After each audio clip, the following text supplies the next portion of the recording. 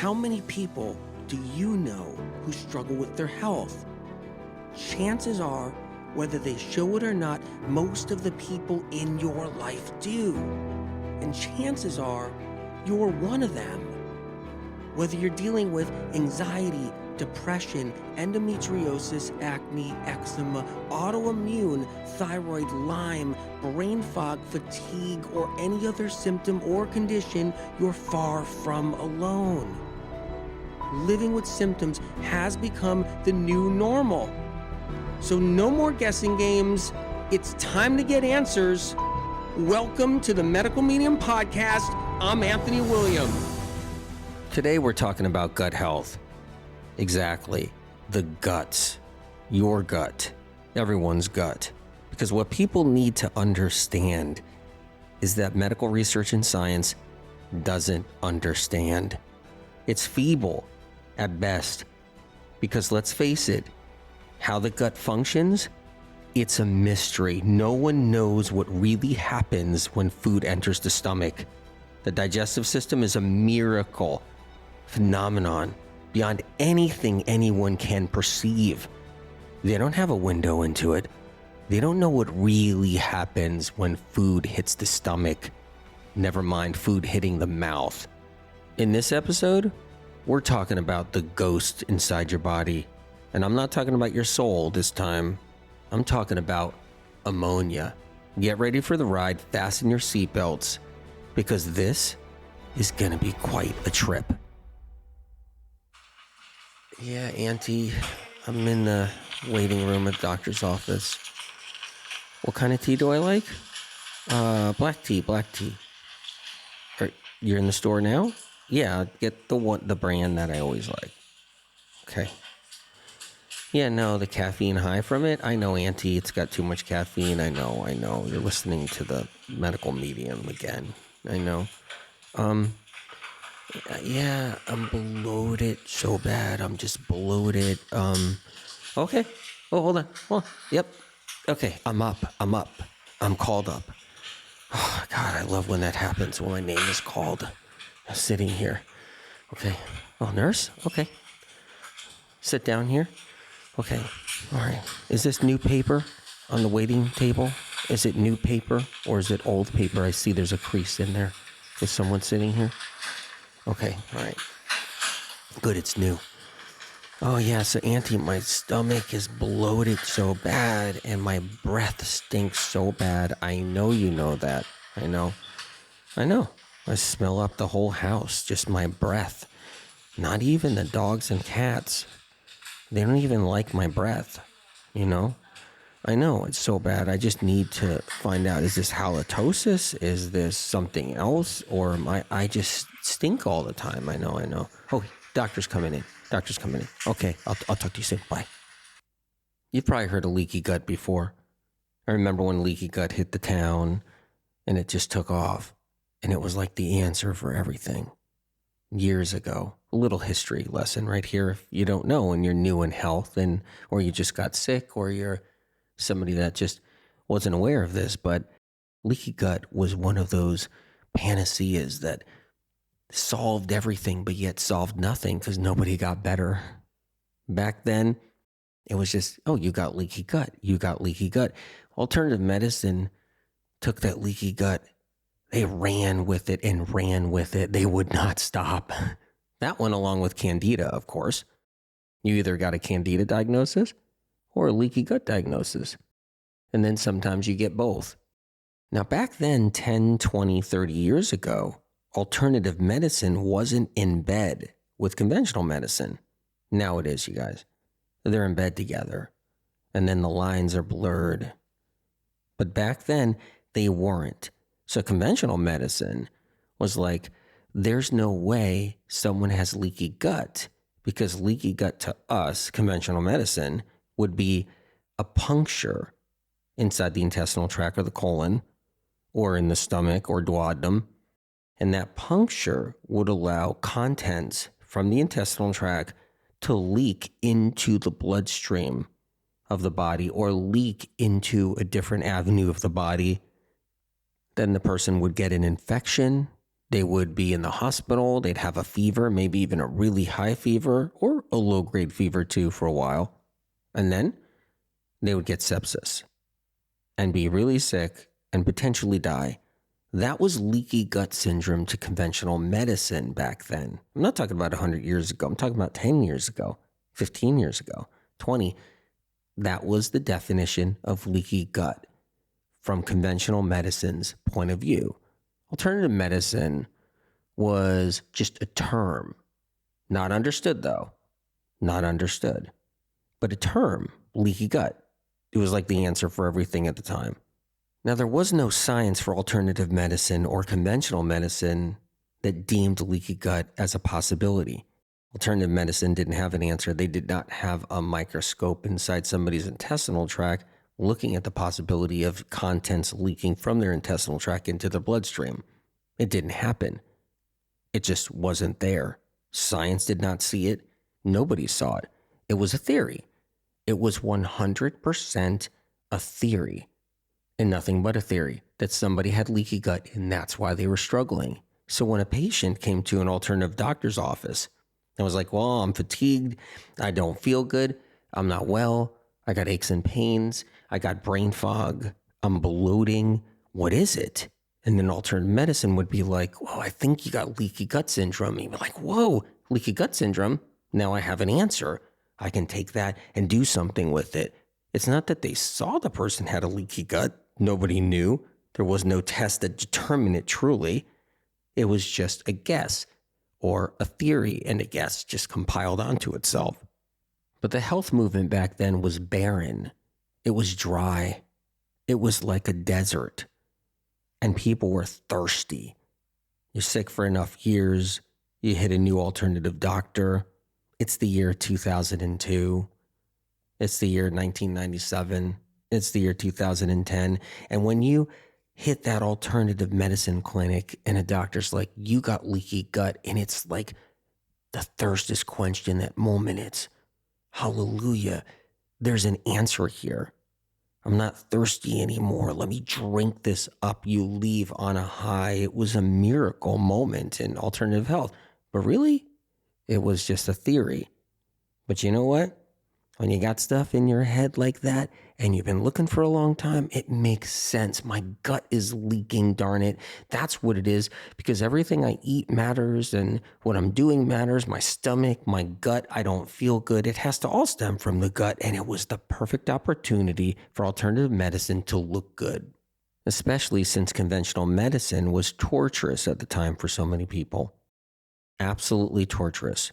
All they did was offer a steroid, an antibiotic, an antidepressant, an anti-anxiety med, a benzodiazepine, some type of anti-inflammatory, and you were on your way. Didn't matter what was going on, where, who, when, unless you broke your leg or your appendix exploded and you needed emergency surgery. Other than that, and maybe a few other things that are life-saving, of course. Conventional medicine is life-saving, but when it comes down to chronic illness, it was just emptier than alternative medicine, truly emptier. You ran through a gamut of tests, didn't have any answers, and you went home defeated. Everybody went home defeated, and it even happens now till this day. Even with conventional medicine being married now to alternative medicine like it is, it's still defeating in so many ways. But back then, getting an answer was everything. So let's hit leaky gut for a little bit. So when people were getting a leaky gut diagnosis, it wasn't about other things like ulcers, diverticulosis, diverticulitis, pockets that were in the intestinal tract or colon that were highly inflamed and very damaged with scar tissue. It wasn't about these things at all. These things weren't even in the picture. This was just people who've already had colonoscopies, endoscopies. They've already had, people looking inside the intestinal tract. They had cameras everywhere inside their intestinal tract, but they still didn't have answers. It was people that just didn't feel good for all these other reasons, or having all these other symptoms were given these leaky gut diagnoses. So it's very different if somebody has an ulcer that's blowing up, exploding inside their gut. an ulcer in their stomach, duodenum, and that ulcer is a bleeding, hemorrhaging ulcer.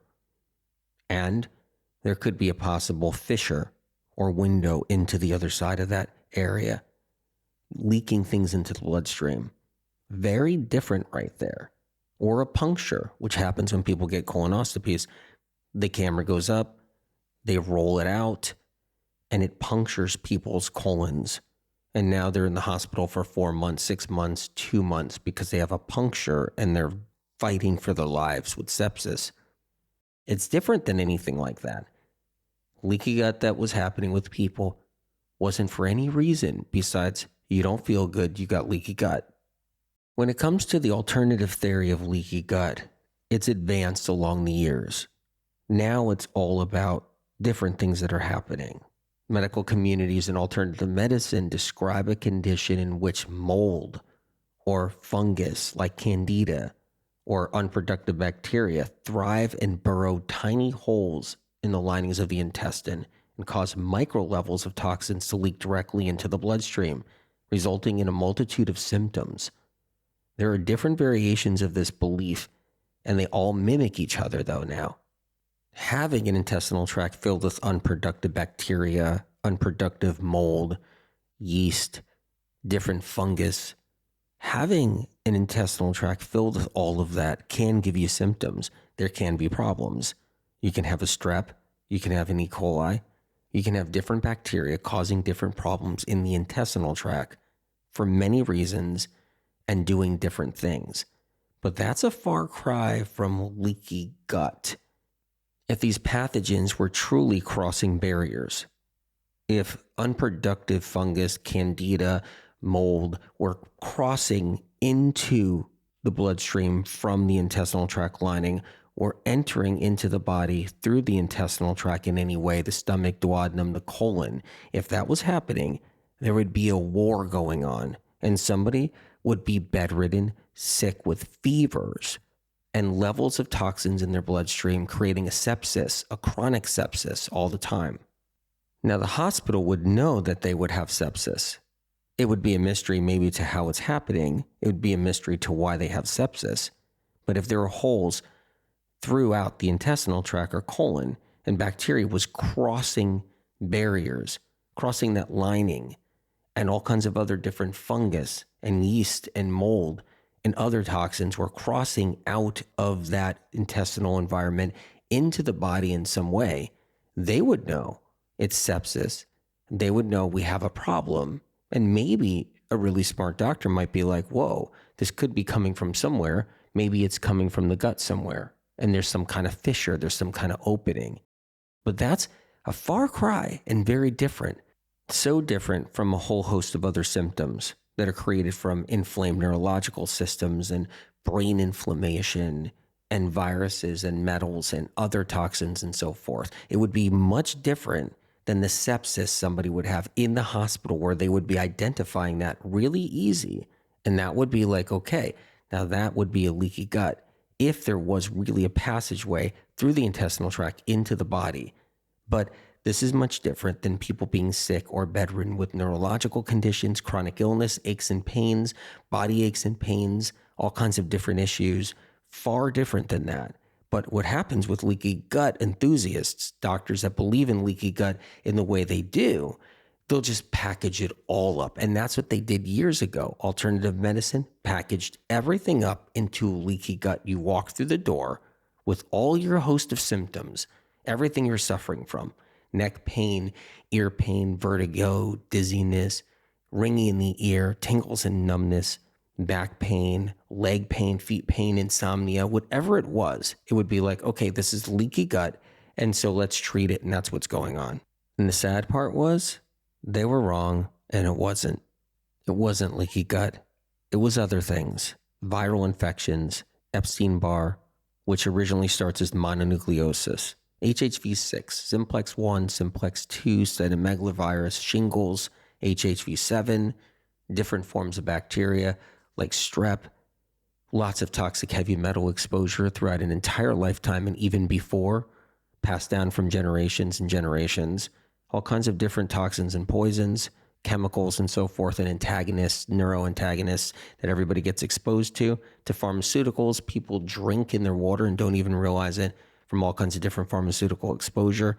All of this, plus radiation, pesticides, herbicides, DDT, all of the above is happening, but yet it's all blamed on leaky gut as if that was what it was, but it wasn't.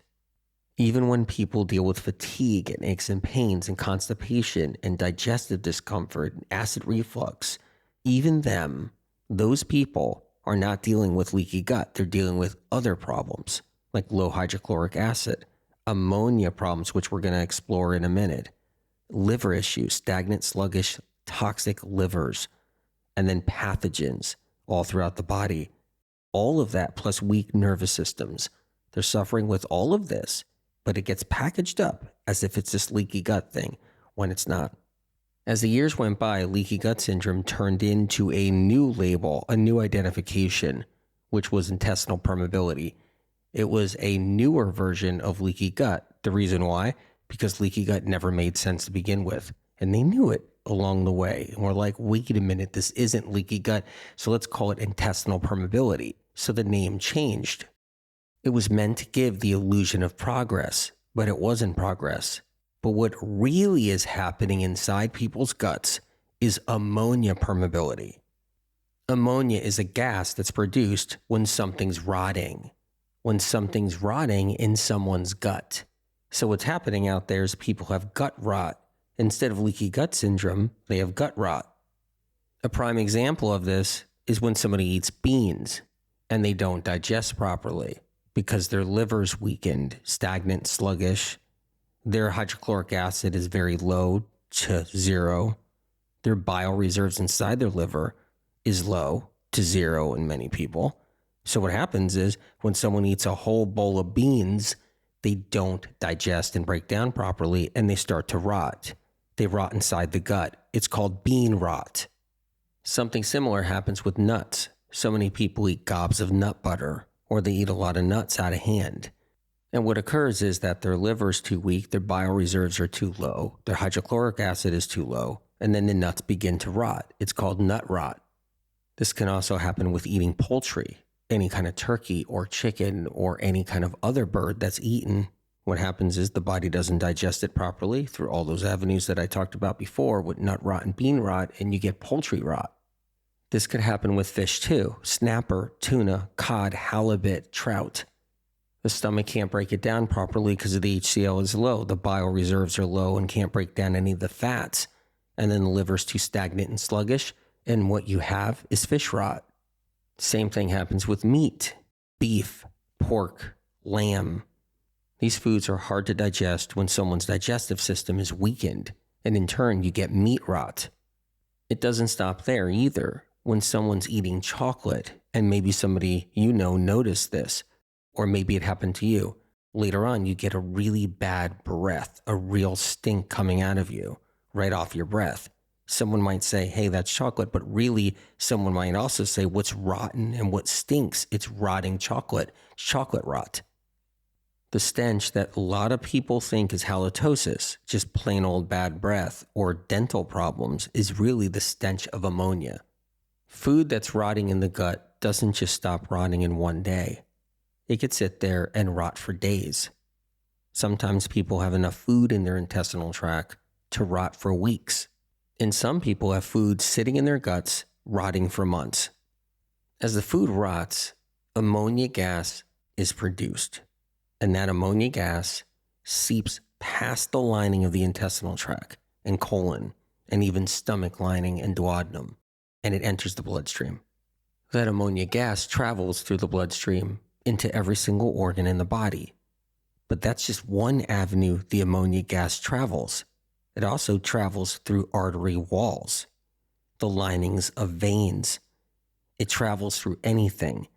It's like a ghost, and it moves through bones. Not just in bones, it moves through them. This ammonia gas doesn't just leave the body through the armpits or through sweat when someone works out. It leaves every orifice, every single cell, every part of the skin. It leaves your skull out the top of your head. It goes through everything and it leaves the body in every way. You would think that's a good thing. Then it just travels out of the body and it leaves us. But no, it also stays behind. It's a ghost that leaves and stays. It's everywhere. Saturates all the tissue, every cell, every organ, the entire bloodstream, the lymphatic system, and yet still gasses out and leaves us. But there's always more to come, more to be produced. It's always there. One of the most annoying parts of ammonia permeability is when it enters the mouth, especially when somebody's sleeping at night and they're just laying down. The ammonia gas produced by rotting food in the gut doesn't just go through the intestinal lining and into the bloodstream. It goes up the intestinal tract. It floats up. It's a ghost that floats upward. So it starts heading up into the duodenum, and it heads into the stomach, up the esophagus, and into the mouth. And then it sits there while somebody's sleeping. Why should that be a problem? One is it starts to affect oral health. It starts to cause teeth problems. Over time, bad teeth problems. Ammonia gas just doesn't move through bones. It just doesn't move through organs. It moves through teeth. And when ammonia gas moves through teeth, it weakens teeth. Now you might say, well, when it moves through bones, it weakens bones. But not exactly. It doesn't just weaken bones. What happens with bones is there's not a lot of oxygen inside the body, not compared to oxygen inside your mouth. So what happens when ammonia gas reacts with oxygen from breathing air in and then the ammonia gas entering the mouth from down below, the two mix and it becomes more damaging to teeth, causing teeth problems quickly versus bone problems quickly in the body. The oxygen that enters our mouth helps to keep oral problems down. It's one of the self-protecting built-in mechanisms that we have as human beings. We breathe in air through our mouth, and the oxygen levels are high, keeping bacteria to a certain level lower instead of really high. What happens with ammonia permeability and then ammonia gas, when the ammonia leaches into the mouth, it starts to lower the oxygen levels, meaning bacteria in the mouth grows faster. So if somebody has deficiencies for years, mineral deficiencies, and their teeth are already at a weakened state, or they're high in toxic heavy metals, or they have pathogens such as viruses, and food deficiencies, nutrient deficiencies, antioxidant deficiencies, B12 deficiencies, if you compile ammonia permeability on top of those deficiencies, then you have a real problem. So oxygen diminishes in the mouth, ammonia rises, bacteria rises, and teeth and gums get worse. One thing that happens, though, is when someone builds up their HCl, they're breaking down proteins better. They build up their liver. Their bile's breaking down and dispersing fats better. Their digestive system is getting stronger. They're healing, but they have a past history of decades or years and years of ammonia permeability and ammonia damaging teeth. So then Father Time kicks in, and that teeth damage shows later, even when they're healing and getting stronger and healthier. The past shows up, and the teeth start to show what happened, especially if people were eating vinegar and drinking vinegar all these years, especially if they were doing apple cider vinegar shots and apple cider vinegar chews all these years. The apple cider damages teeth all on its own, but it also doesn't help ammonia permeability. It worsens it, creating more ammonia gas. People's refrigerators are filled with condiments, and they eat these condiments. And in these condiments is vinegar or vinegars, even apple cider vinegar. A lot of people use it as a staple in their dressings, on their food, in their sauces. And vinegar damages the liver, and it injures the HCl production with the stomach glands, your gastric glands. Over the years, it contributes to ammonia permeability and ammonia gas production. Another ammonia producer is salt, an overload of salt, not just minimal on the salt or small amounts of salt, A lot of people oversalt their food or eat restaurant food that's oversalted. What happens with salt is it injures the gastric glands. It slows down the liver's function. And salt itself, when saturated in the bloodstream, it reacts to ammonia gas. Just like oxygen reacts to ammonia gas, salt reacts, creating a much more potent form of ammonia gas. This is different from natural occurring sodiums, like the sodium cluster salts in celery juice, which neutralize ammonia gas. The sodium in celery juice and the sodium in leafy greens like spinach and lemons is a neutralizer. It's there to keep a sodium balance in the bloodstream, a natural occurring sodium balance. Another problem with gut rot are fats that go rancid. A lot of people have high fat diets. Overt fats are in their diet morning, noon, and night, or even if it's once a day, overt fats. And what happens is if the blood gets thick and fat and stagnant and sluggish, then the ammonia gas has a field day.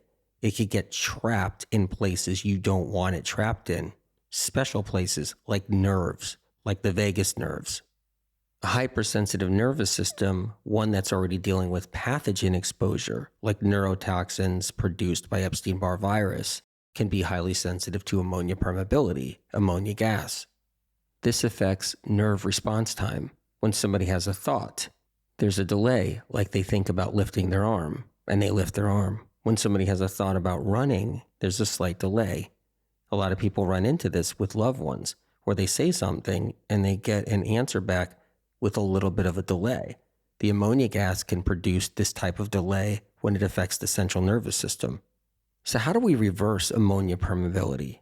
How do we reverse ammonia production inside our body?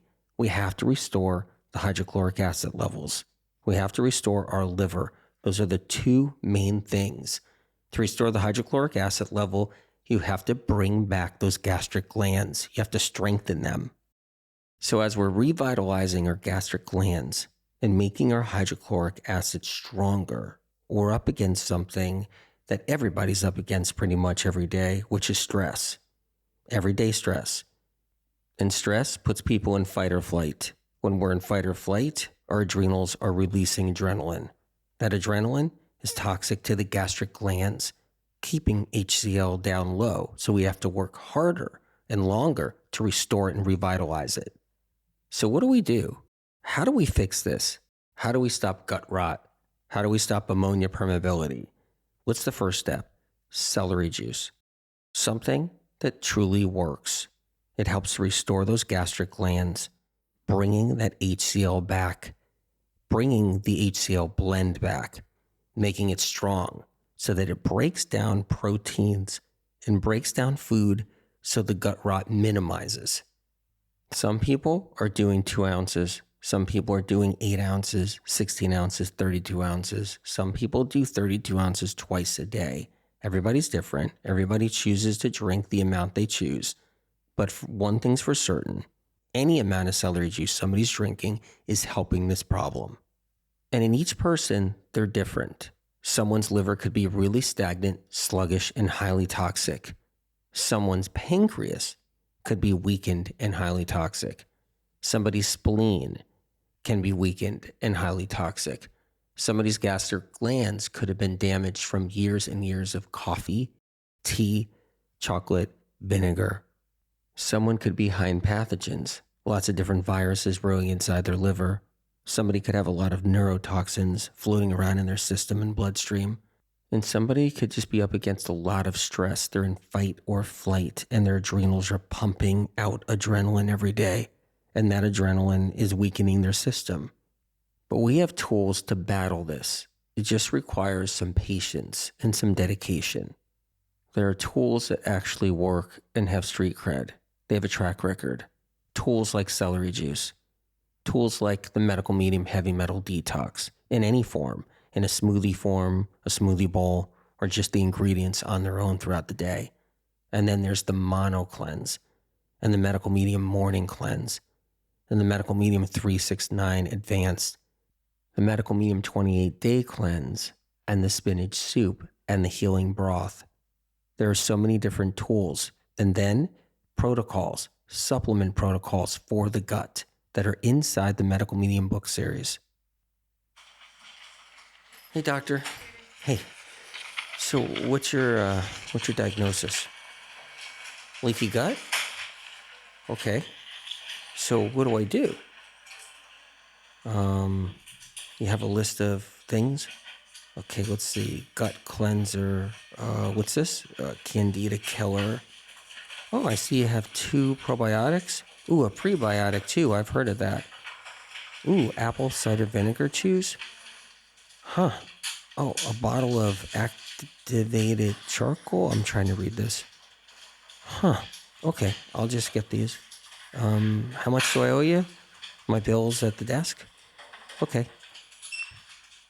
I'm here to pay for my bill. $1,672. Okay, I'll just give you my credit card. Don't be thrown off. Don't be derailed. Look out.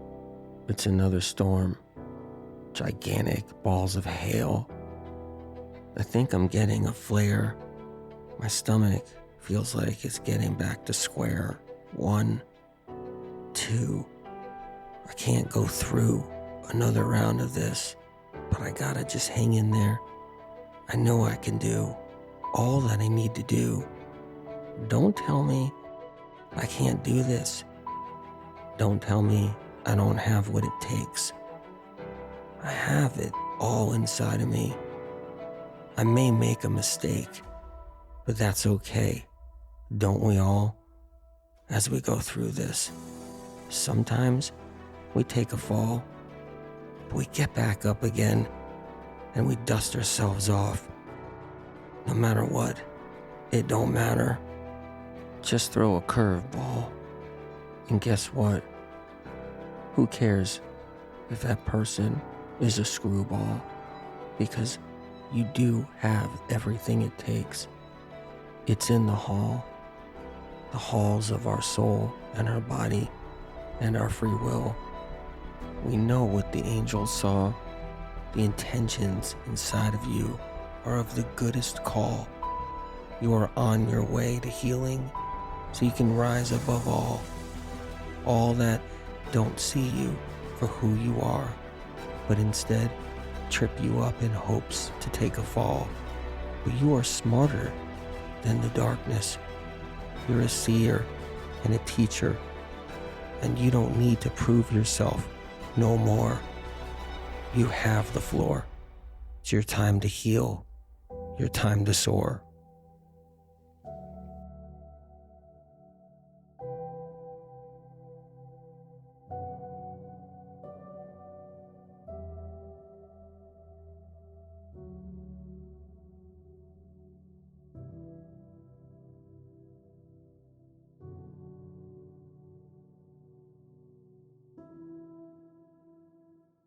Original published medical medium information gets stolen and poached by podcast doctors, social media doctors, influencers, and medical clinics. Medical medium information has never yet been proven wrong by medical science and research. Instead, the opposite, only proven right and then taken from medical medium published material and used in the conventional and alternative health communities. Medical medium information continually sets the stage for medical science to understand chronic illness better. If you choose to share or use the original, unique content from the Medical Medium podcast, books, or Medical Medium social media, please cite where this information comes from, so others who see and learn of this information have a chance to know where it all originates, to give them an opportunity to heal, so they don't end up losing years of their life searching for answers like so many have before them. The Medical Medium information here on this podcast doesn't come from broken science, interest groups, medical funding with strings attached, botched research, lobbyists, internal kickbacks, persuaded belief systems, private panels of influencers, health field payoffs, trendy traps, or gathered bits and pieces of gimmicky confusion.